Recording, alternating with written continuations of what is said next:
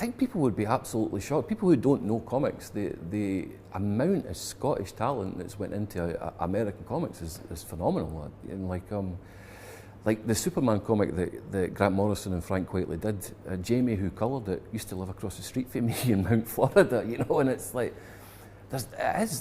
and even back in the 80s, I think that's where it, obviously there was this big wave in the 80s of British influence, but a lot of that was Scottish. You know, there's like Alan Grant as well, for instance, who was a big part of that scene. He's you know,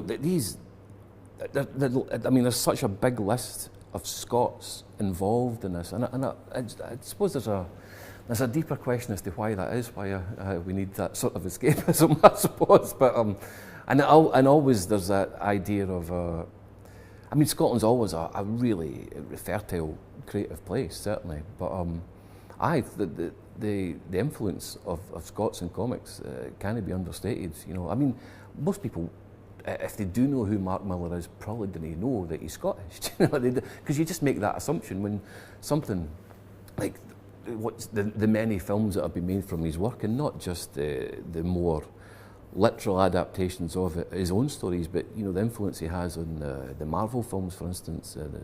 You know, people. It is a strange. It's kind of like a secret to a lot of people. You know, it's like this weird sort of. It's just.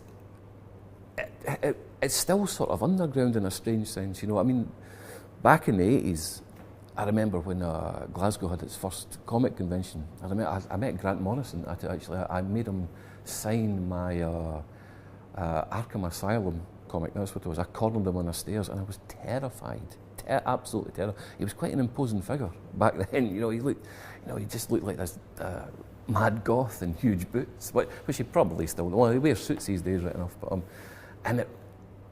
and you know, I think that was part of my love of comics as well, knowing that there were people like me that lived nearby that were making these ideas. You know, they were coming up with these brilliant stories, and I think that's what really drew me into that world as well. And I think yes, it has to be shouted about a bit more. I think. Aye.